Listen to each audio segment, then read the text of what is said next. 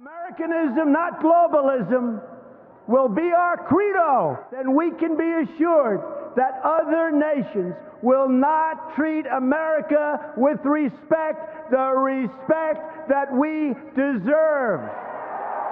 What is up, people of the internet? It is me, Real American Politics, back in with a new video, and today we are going to do a post-mortem video of the West Virginia and Nebraska primaries that happened yesterday.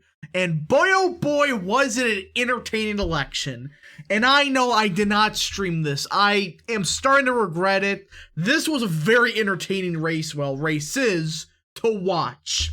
So yeah, hopefully I don't do that again. I may do that once more in June, but for the rest of every Tuesday with a primary or something like that, I will be streaming. So yeah, but before we continue with today's video, I hope you enjoy these type of videos. If you do, smash the like button below, subscribe, share with your friends, hit the little bell, and yes, of course, go follow that mysterious Twitter account in the description down below. And yeah, so let's get right into it, folks. A lot happened yesterday, surprisingly, in West Virginia and Nebraska. Now, before we get to the shit show that was the Nebraska governor primary, we got to talk about what happened in West Virginia. There were pretty much two House races. I know, go down here. There were some state legislative races. I don't usually care about those races. I kind of think they're just kind of, pointless to look at because it's like, yeah, they're important, but I don't know enough about these races or anything like that. So yeah, there was some state senate stuff to happen. I think there was like a really close race, but that's about it. Nothing intriguing happened down here. Now for the House races though, there are two House districts in West Virginia. The first one, of course, is District 1. This isn't a surprise. Carol Miller, who is a pretty solid representative, won this handily. She is a good representative that represents this district well. She got 66% of the vote here. She crushed everybody, and she is a great representative, and I hope that she continues to be a good representative for District 1. So yeah, District 1, nothing really intriguing happened. But District 2, on the other hand, this is a very unique primary, and I love when these happen. So you have two incumbents running against each other in the same district. The reason this happened was because Mooney was in District, I think it was 3 or something like that. I think it was District 3. And essentially the census happened and, West Virginia lost its seat. So yeah, they had to redraw the map and, we get Alex Mooney versus David McKinley. And boy, oh boy, was this a slap to the RINOS and the establishment. This was an embarrassing loss for David McKinley, who is a RINO. He's awful voting record, and he's just, outside of the mustache he has, he is not a good representative. And Trump endorsed Alex Mooney. And look at that. Mooney won by 20 points. This does make you think that even if Trump did not endorse Mooney, it's quite clear he probably would have won by like 8 or 9 points. But with West Virginia, Trump's endorsement holds a lot of weight. A ton of it, in fact. I mean, this is Appalachia. This is where Trump did best in 2016 and 2020. A lot of blue-collar voters here, and a lot of former Democrats. So yeah, Trump's endorsement in this part of the country has a huge effect. And the fact of the matter is McKinley got embarrassed. I mean, this is a district that essentially his old district combined with, some parts, closer to Maryland. So yeah, this was an embarrassment. He should have won this. Well, he should have won it, but it should have been a lot closer than this. So yeah, Alex Mooney, he's a great representative on the issues, who I think is going to run in 2024 for the United States Senate, who I consider to be a MAGA conservative. He's good on the issues. He won by 20 points. Now, this was entertaining to watch because when you started to see, McKinley's former district start to vote for Mooney, you knew the race was over that second. But this wasn't the entertaining race of the night. We'll get to the governorship in a second. But first, we got to talk about the Secretary of State race. This was an under-talked race that I didn't know was happening. I should have known. But look at this race here. You have the incumbent get less than 44% of the vote, and Trump, didn't endorse anybody here. Think about that. If these two candidates here, Robert Borer and Rex Schrader, if one of them did not run, the incumbent would have been primaried out. And I looked into the Secretary of State of Nebraska. He's a rhino. He's not that good. So this just shows you that, hey, incumbents nationwide are in big trouble. I mean, you got less than 44% in a nearly uncompetitive, well, should have been an uncompetitive race. But again, this is what I gotta say. This is why we need runoffs in primaries. If a runoff happened this election, there's a good chance Bob Evans loses this.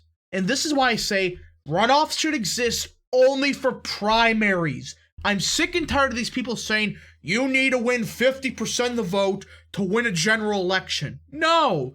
If one candidate, all right, gets 48 or 49% of the vote, the other guy gets 47, why should that go to a runoff for a general election? If it's a primary, yes. If a primary happens, it should be majority. But for a general election, it should be 45% should be the threshold to avoid a runoff. So you stop this crap from happening where, oh, Joe is at 49.9% of the vote, but he's going to a runoff because libertarians exist. Like, no. If it was like 42% of the vote, yes, it should be a runoff, but it wasn't. So yeah, you could see why I do support runoffs to a certain extent. But that's not the big election that happened. This was just a shocker to me that an incumbent almost got primaried out. Again, this is showing that this year, a lot of rhinos that Trump, endorsed primary challengers to, like Mace, Lindsey, Cheney, etc., they're all going to get crushed. I mean, they're all incumbents, and you see the incumbents so far, Ohio, Texas, Nebraska, West Virginia, incumbents are getting embarrassed if they're not an America First or MAGA conservative. If they're a rhino, they're all getting below 50%. So that is why I do believe there should be a threshold system in place. But that's not the big election that happened. It was the governorship. And boy, oh boy, was this entertaining race. So if you don't know what happened, early on, Lindstrom, he's the Matt Dolan in this race. He took third place. At the very start of the race, he was getting like 48% of the vote. And Charles Herbster, the Trump-endorsed candidate, who he's decent on the issues, but we'll get to that in a second. He was at like 17%. And I know you look at, where he was getting his vote totals from. What happened was he was doing great in the Omaha area. If you don't know about Nebraska politics, it's a very establishment state. I know. It's a very rural state, but at the same time, it has an establishment, conservative base. It's not all the state. The rural part of the state is extremely populist. It has a populist record. But what happened was, well, you get Omaha and Lincoln, two of the most establishment parts of the country, or of Nebraska. Very establishment. They're very suburban. It's a lot of those Bush voters, like, oh, I love, the first Bush. I love the second Bush, but I hate Blumpf. Those are the type of voters that dominate these counties in the eastern part of the state. The rest of the state, though, it's a very populous, blue-collar, rural state. That's what Nebraska is outside of Omaha and Lincoln. It's all farms, all right? That's just a fact.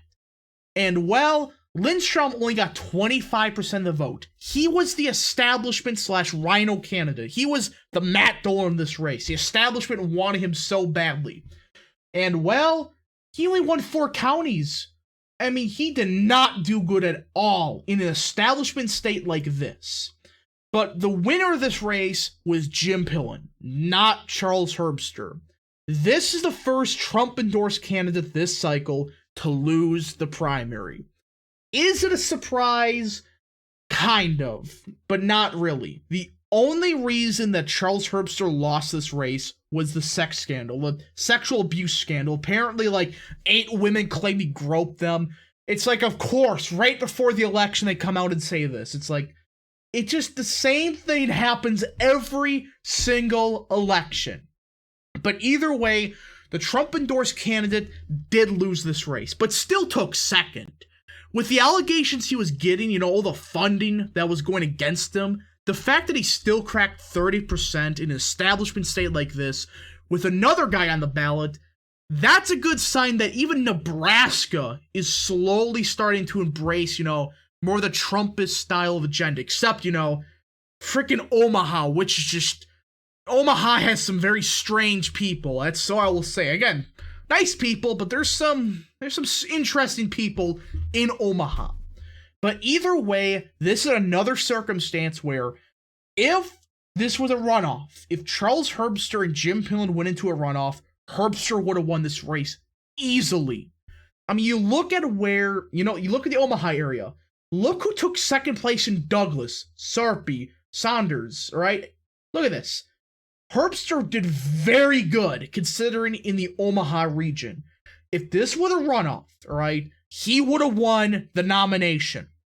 But again, Jim Pillen does win this election because of the runoff system not existing. But either way, Pillen's actually a decent candidate. I don't consider him like an America First type, but I do think he is an upgrade over Rickett, which the current Nebraska governor is kind of a disaster. But either way, he had a weird coalition. He was doing decent in the Lincoln area, but at the same time, he was able to do pretty good in central rural Nebraska.